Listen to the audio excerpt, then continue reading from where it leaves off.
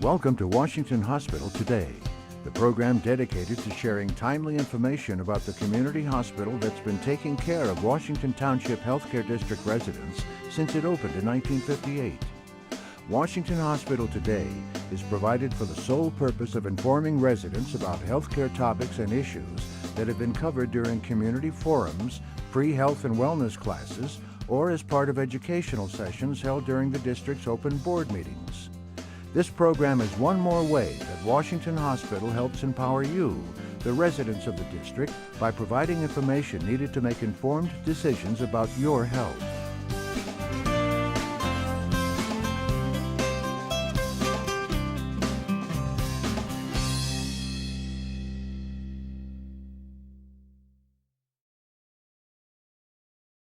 Today's presenter is Anna Mazzei.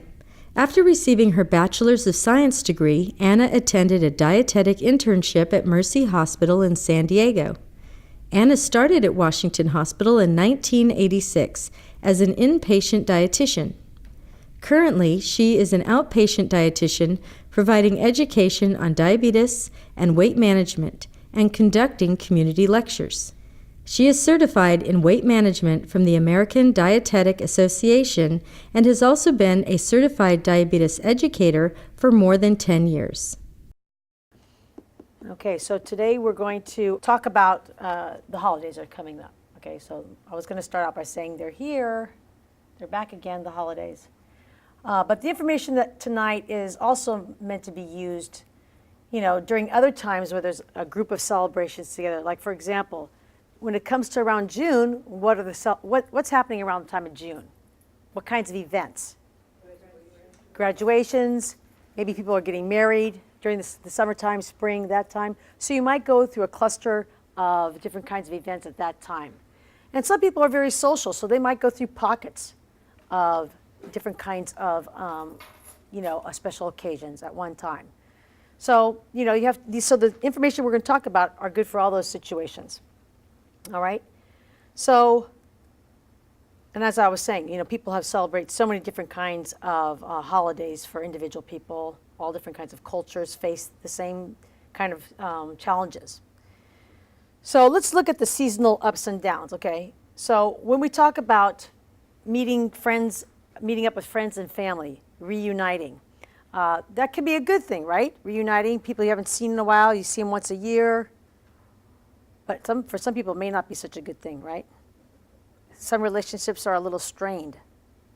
So it presents negative emotions for some people, not positive emotions. And that might lead to what when you have these negative emotions? What do people do? Eating, drinking, right? And additionally, some family and friends, and I think that the whole environment during the holidays condones a certain kind of behavior. Oh, it's once a year, you've lost that weight, your blood sugar's in control, you can have some of that. So that's one person. Then you go to another party and there's another pushy person getting you to, indulge, okay? So that doesn't help. It's a hard time to get through anyway, right? So it doesn't help people, convincing you to give in to your temptations. Of course, the weather changes, which some people might enjoy. You like to see the seasons, the leaves change. Cozy, warm environment when it's raining outside. Some people enjoy the winter sports. But there's also the downside of that, of course, that people, because it's darker out and it's colder, people are less likely to exercise. So a lot of times in the summer when I'm talking to people about weight management, they're planning on walking after work. And I warn them, when it starts to get dark outside or cold, what are you going to do? You can't walk after work. What options do we have? We have to think of plan B. All right? And of course, with the weather changing and get darker, moods can change. Anybody ever heard of seasonal affective disorder? SAD, right? It's true. So, and again, when people's moods change or they feel a downer coming on, that might lead to other kinds of behaviors that are not conducive to good health. So you really want to think about, how do I want to feel when I come out of these holidays? I mean, I want to have fun during the holidays, but it's by sacrificing my health and coming out with gaining weight and blood sugar's out of control. Think about that during the holidays. How do you want to feel in the new year? You want to start the new year off good and feeling healthy, okay? So most of us, people have time off from work or school, but at the same time, some people might be still working and going to school. So it's balancing that. That can be really stressful with all these other things going on. It's almost like taking on another job, managing the holidays. So how many of you out there feel, excited for the holidays? Raise your hand. All right, okay. And some of you are some of you just feeling, okay, here it comes again. Okay, so the whole atmosphere can be exciting. People are decorating stores, are decorating homes, the lights, all those kinds of things, familiar scents, pine scents and things baking in the oven. The different kinds of music you're hearing more often now. But a lot of people may look at that atmosphere as being very hurried and stressful, along with the work, like I was just saying, or going to school, adding that extra list of things for you to do. Many people are shoppers. They can't wait to find that special gift for people, right? And that can be exciting. But for many people, it's also it can pose a lot of financial challenges at that time too, right? You have to pay, I think, property tax in December at the same time, or November or December. And of course, the special foods. For most of us, there's meaningful cultural foods that we're used to, that we look forward to having, right? But the downside, of course, is that all of a sudden you're exposed to a wide variety of foods you don't usually see the rest of the year. And they're around for a while, like 3 months. So they're in your face a lot, and you have to make those decisions every day. Then that can lead to unplanned eating. And of course, that's what we don't want. So people feel quite a struggle and confused, anxious about planning what they'll do to keep in good health during the holidays. Okay, so let's take a look at some of the, facts about the season. So you have to be, aware and wise up to what can happen. So for the person of normal size or normal weight, they might gain about 1 pound during the holiday season. For somebody who is classified as overweight, they might gain up to 5 pounds. Now, worst in both those cases is that a lot of times people don't lose that the rest of the year. They'll just hang on to that, and then it happens the next year. Okay, so that's the crux of it, is that people tend to gain not maybe that much weight, but each year that's happening. Okay, and you don't even realize how it can really add up, those calories. And we're going to look, the next slide talks about that a little bit, although it's kind of hard to read. But you can eat up close to 800 calories just by tasting food, having something small to drink. Okay, and like I said, the next slide we're going to look at that. But overall, you want to, look to see what you really enjoy about the holidays and plan what you're going to, again, look at the next slides. But you want to avoid a gain. You don't necessarily have to stress out about actively losing weight during the holidays, but just try not to gain. And that recommendation or suggestion even goes along with other stressful times in the year. During really stressful times, maybe not put more pressure on yourself by really trying to lose weight, but just try not to gain. And of course, for people with diabetes, it's very important to control the blood sugars. So we can't fool ourselves like these little snowmen here saying, looks like you put on a little weight over the holidays. Yeah, but it's mostly water. I wish that worked, right? So over here, we have this hostess who's going to have a party. She has 75 calories by licking the bowl or the spatula, okay? Doesn't sound like that much. And then she browns up some bacon for some other dish she's making, 42 calories, 15 calories for some croutons. And then she starts to nip on a little Grand Marnier. Okay, only 38 calories, not too bad. And then she's looking around the kitchen, feels like, hey, I'm going to add some cranberries to this other dish I have going here. That's going to, spice it up a little bit. And that's 25 calories. Again, doesn't seem like that much. Then a little bit of cheese. Somebody's coming, a distant cousin provides an update on impossibly perfect children. You try not to roll your eyes, so you start munching on the cheese, okay? Then you go to the wine. Now the calories start to add up, 125, all right? Then here, snacking on some nuts, only 49 calories. And then pull Beautiful Bird from the oven before covering it with foil. You're letting, I can't read that, pry off the juice, and you eat a piece of meat. It's only 50 calories. 9 calories for green beans, 13 calories for a casserole, 15 calories for Brussels sprouts. Anyway, by the time it's done, before she even eats, he or she, it's almost 800 calories, 768 calories. Now, as we saw going along there, it didn't seem like that many. A lot of these items were under 100 calories. It's hard to believe that it can add up to almost 800 before the dinner. And then, here's the dinner. Okay? Here we've got, now there's more appetizers than this. This is just some chips and dip, right? So it might be 150 calories, not too bad. The dip by itself doesn't look like that much either. And the carbs don't seem to be too out of line. Then you might have some wine while you're having the chips. So you're trying to be calorie conscious. You take the white meat, you take the skin off, and that's only about 150 calories, hardly any carbs there. But then this is what you really love. You love the stuffing, right? So you're going to save your carbs for some stuffing. But somebody made garlic mashed potatoes, right? So you got to taste those. And then what happens is that these sweet potatoes somebody made for you special, and they didn't put all the marshmallows and brown sugar on them. They made them kind of plain for you because that you're trying to watch your weight and your blood sugars. So that's 3 carb choices, though, right there. If you're familiar with that, a carb choice is something that provides 15 grams of carb. Okay, then the gravy, not too much carb there. Here's some more wine, and then here's the pumpkin. Now, the pumpkin pie is almost 40 grams of carb just for 1/8 of the pie. So by the end of it all, it's enough calories for somebody to maintain their weight, a woman. Okay, 1,500 calories a day is not unusual for the calories for weight maintenance for a woman. And 116 grams of carb for one meal. That's getting close to the amount you need in a day. And remember now, all the snacking that went on up to this point. So you can see what happens if you have several celebrations like this throughout these months coming up. Okay? Okay, so let's look at some holiday helpers. So let's look at this. First of all, you've got a plan. What are your plans for the holidays?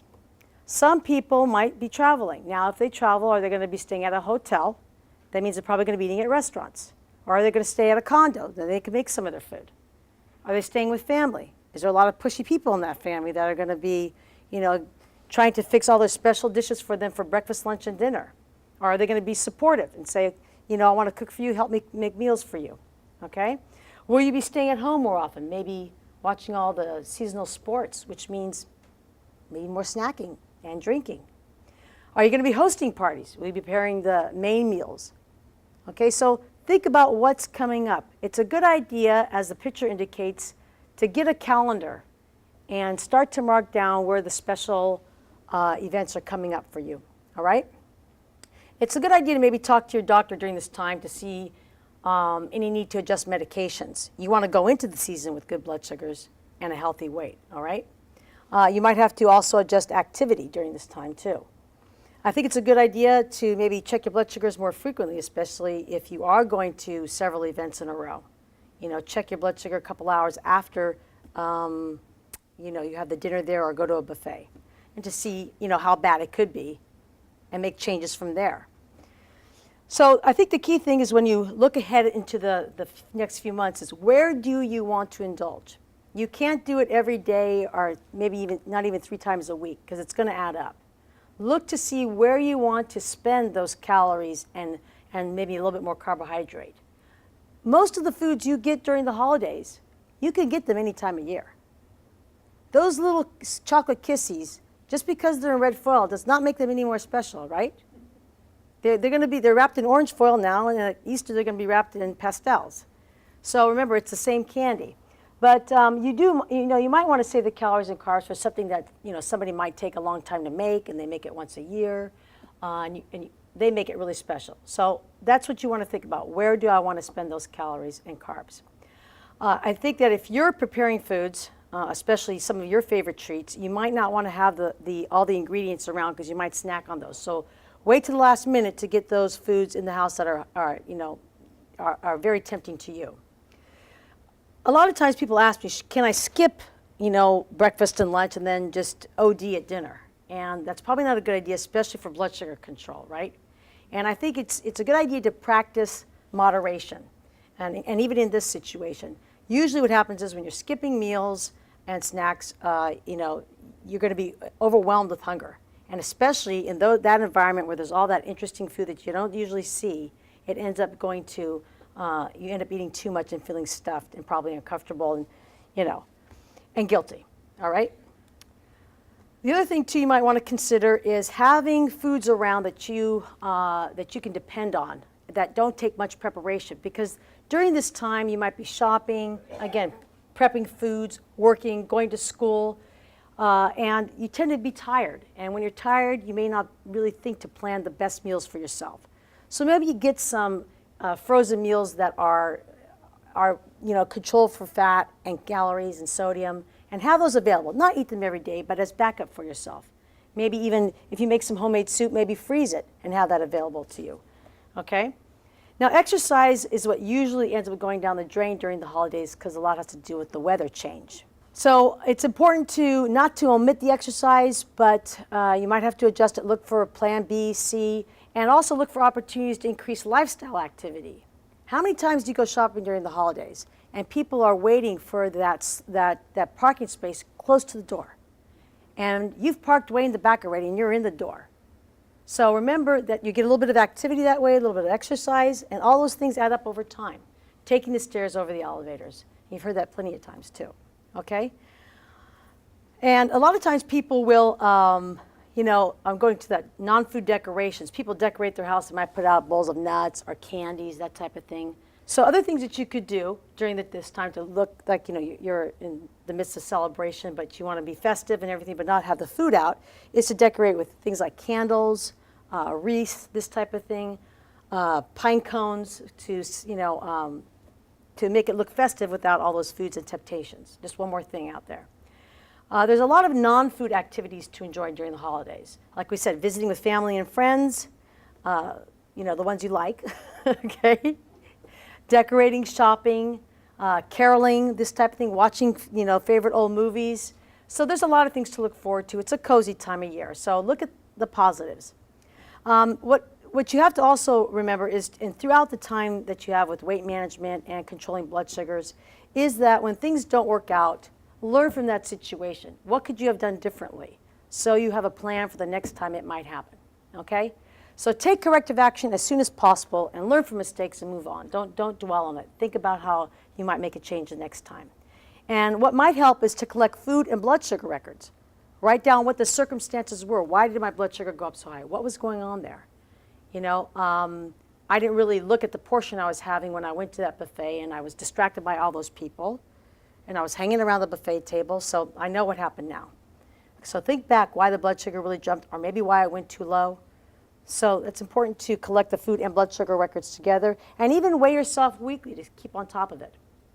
Okay, see what kind of changes are going on. Okay, now at parties, what happens is that it's important to bring something that you can trust, right? And if you modify the recipe, people really don't know. And even at home, if you're hosting the party, you can modify the recipe and people don't know. Because you don't have to go fat-free and sugar-free, those extremes, especially during the holidays, but just some slight modifications that we're going to look at. People don't even really realize it, okay? You might want to do something like, let's say your main dish might be a little higher calorie or have more carbs, but then all the side dishes are less that way. So then it sort of balances out. Now, let's think about the fate of leftovers. What do you do with leftovers? Okay, if we want to prevent overeating the leftovers, what could you do? Give some away, right? Get the paper plates ready, the foil ready to move it on out. What else could you do? Freeze it, definitely. Make soup, leftover soup, and then you can freeze that too. All right, so we talked about bringing a safe dish to parties, but you should try to look for a recipe that has a nutritional breakdown so that you can feel confident about that item you're bringing. And also try to look to add vegetables wherever you can. I've got a list of some of the winter vegetables. Anyway, collard greens, kale, turnips, cauliflower, squash, these are all the winter vegetables, and there's more than this, but maybe try to incorporate these into some of your dishes. Again, try to have a small snack maybe before you go to a party so that you're not overwhelmed with hunger and then make the wrong choices. And even there, maybe check out the whole buffet first and look to see where there's some vegetable dishes, check out the leaner meats, take smaller amounts of the higher fat meats. If you do select like prime rib, let's say, for example, because that's the one most people do indulge in during the holidays, take a smaller portion of that higher fat meat and then maybe take more of the leaner cuts of something.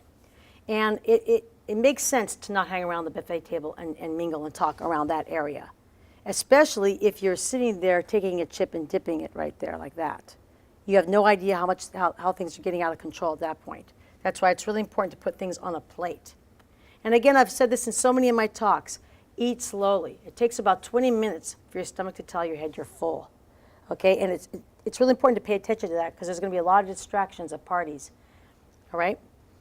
So going back to portion control is so important for weight management and blood sugar control more than anything. And as I was saying, use a plate so that you can help recognize your portions. Now I love my little picture up there because it looks just like the plate I usually show in my classes, which half the plate is vegetables. About a quarter of that plate is some protein, I think it's like lamb chops, and a quarter of the plate is some kind of starch, like rice, potatoes, yams, something like that. So that looks like an interesting, nice plate. And it surely doesn't look like my food models. But that's exactly kind of the way it should look. It might help to start out using smaller plates and bowls. And, you know, I always talk to when people are first diagnosed with diabetes and they learn about meal planning, start to measure foods at home so that you can eyeball portions when you're out at a restaurant or at parties. And I think that a lot of times people move away from that. They may never even start it, but once they start doing it, I don't expect them to keep doing it, but sometimes you need to bring it back in and relearn that skill. Okay, so when you look at all those foods out there, select your favorite ones. And maybe just take a little spoonful of other foods that you're not sure of, because you may not even like them. So, and then you end up eating them anyway. So just take a small amount. And if you can, try to eat the same amount of carb you would normally eat for that meal, as best as you can. And again, make some adjustments if you want desserts. You can't have all that starch that we saw on that main entree and then have dessert too for most people. You're going to have to make some adjustments there.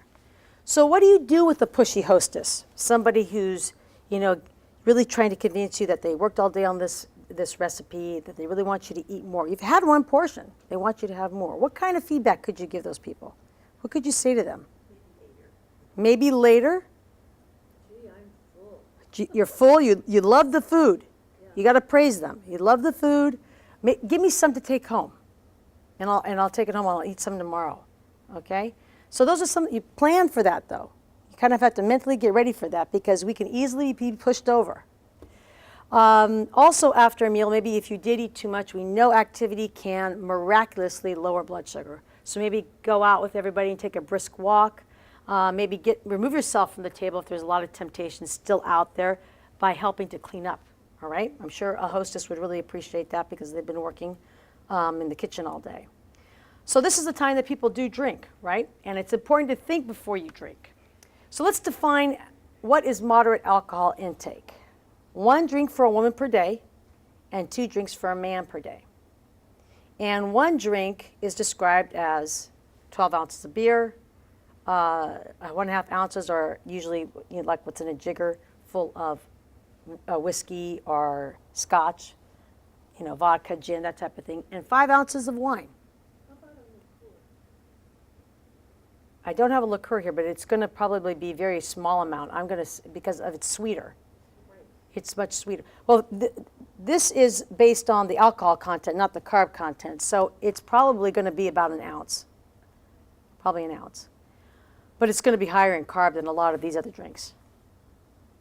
Okay, so you can see some of these beverages are going to be really calorie dense from the top to the bottom. So eggnog, of course, it's made with cream, egg. It's going to be really high octane, almost 400 calories for a cup. That's enough for a meal, typically, okay? So it goes down with peppermint hot chocolate.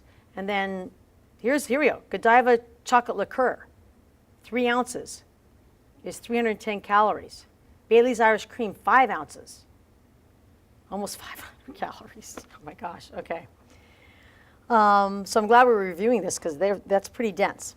Of course, wine is definitely less, and some of these other, like a vodka tonic would only be 200 calories, but that's 1 drink. How many are you going to have? And think about what alcohol is important for you. Maybe somebody doesn't care about having maybe a cocktail before dinner, but they really enjoy wine with their meal. So that's where they want to spend the alcohol, okay? So here are some other things to think about when you take a drink. Alcohol is a drug and it can interact with other medications, and many of you have seen that warning on prescriptions that you have. Now, if you're really trying to watch the calories, it's a source of empty calories, and of course it stimulates appetite. When you drink more, you care less, and things seem to taste better. So try to drink low-calorie drinks or sugar-free beverages as much as you can, and avoid the high sugar mixers that they usually add to like hard alcohol. So lots of the juices or like margarita mix, that type of thing. And for sure, if you're going to drink, don't do it on an empty stomach. It's going to get to your head quickly, and if you have diabetes and you're on medication, you could end up having a low blood sugar. And as I was mentioning, select the most desirable alcoholic drink that you want. Drink plenty of water around the meal and when you're drinking. And the reason why you're at risk for a low blood sugar is that normally your liver does provide blood sugar to your system. But when it's processing alcohol, it doesn't do the same job. So you put yourself at risk for having a low blood sugar, and that can even extend into the next day. All right?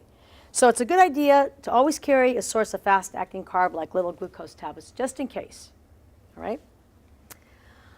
So let's talk about how we modify recipes during the holidays, okay? You can have plenty of flavor and get a lot of the satisfaction every holiday without tipping the scale, so to speak. So if you enjoy baking during the holidays, it's a great time to be generous. You know, different convalescent homes would love to have treats for people as families visit people in the hospital, different charities. So it is the season to share and be generous. So that's a good way to do that. I think if you're going to modify a recipe, clearly you want to practice that to see what you can get away with in your modifications. If you cut down on fat and sugar at the same time, you're not going to know which one you can really alter. So make one change at a time. I'm going to give you a whole list of ideas of where you can start to substitute lower fat ingredients for the higher fat ones in a minute. And that's also on the handout. Cut down on unnecessary sugar calories. Like we were talking about, sweet potatoes and yams already have that sweet flavoring. But you've seen the kind of dish that you have. People put a lot of brown sugar in it, and they put the marshmallows on top, and it's almost like a dessert. It becomes a dessert at that point. So maybe think of some different things to do with the different ways to prepare those yams or sweet potatoes this year. Maybe you can roast them. If you do mash them, maybe you can add a little juice to them and not so many marshmallows. Maybe put some roasted nuts on them. Different ways, and not so much depending on the sugar because they're already sweet. Okay, so try to use lean meats. Marinate them, slow roast them so that you get all that flavor without all that fat, and make sure you try to trim the fat off of that. I know this is a hard one. Remove the skin after you're cooking. That might be what you really want. And again, balance out the calories. If you want the skin on your turkey, then maybe you cut down the calories somewhere else. Don't have the chips and dip before the dinner. Okay? And of course, minimize fried foods because those are really calorie dense. So if you're making soups or stews or any kind of gravy, try to get them to cool off, put them in an ice bath, and get all that hard fat off the top. Okay, there's still going to be some in there that's still going to taste good, but you're removing a lot of that saturated fat that can contribute to high cholesterol. Okay, and there's a lot of that fat around during the holidays in chocolates and in desserts. So instead of having gravy, maybe try having some chutney or simmered fruits, which goes back to what we use like cranberry sauce, but maybe experiment with other types of fruits. And again, incorporate vegetables wherever you can. If you have a casserole, make sure maybe the proportion of vegetables is more in there, okay? Usually you could decrease fat and sugar by 1/3 in baked goods, okay? But again, try one thing at a time.